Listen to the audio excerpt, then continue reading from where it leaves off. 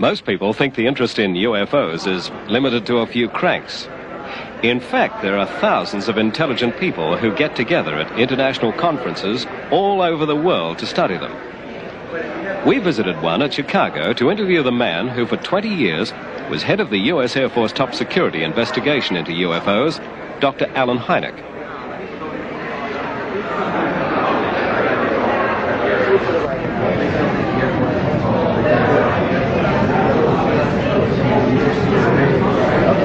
It's particularly heartening to me to see the rise of interest among scientists, and particularly astronomers, in the UFO problem. So it has often been said that why don't astronomers see UFOs? As a matter of fact, they do.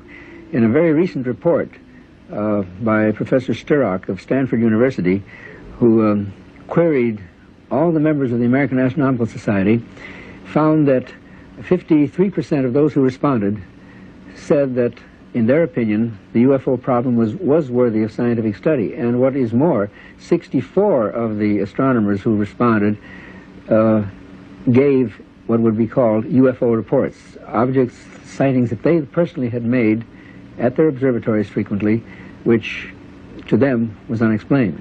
Dr. Hynek was officially researching UFOs for the U.S. Air Force and compiling a classified report known as Project Sign, later to become known as Project Blue Book.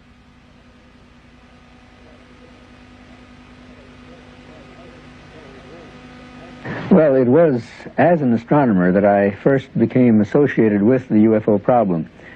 In 1948, the Air Force asked me, as an astronomer, to assist them in seeing how many of the reports on flying saucers that were coming in at that time could be explained astronomically. And one thing led to another, and I became scientific consultant to the Air Force and remained so for some 20 years.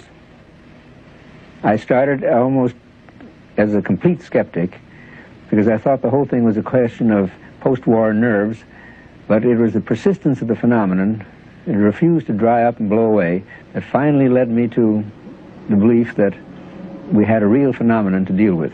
This year marks the 30th anniversary of the advent of the flying saucer, and that is a most unfortunate term, in my opinion, because it invites ridicule, it opens the door to a great deal of buffoonery and lampooning.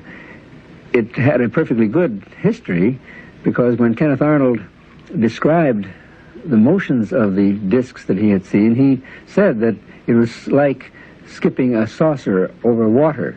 But some reporter thought that was a very clever term, and flying saucers were born.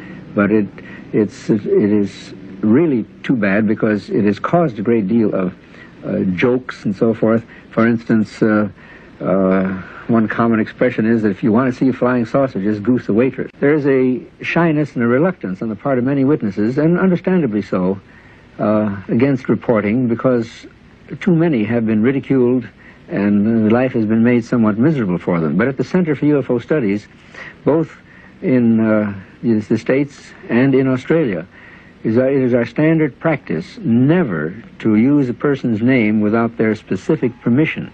So if any of our viewers have what they feel is a valid UFO experience and have not reported it, by all means, I would say it is your scientific duty to report this, and with the assurance that your names will not be used without your permission.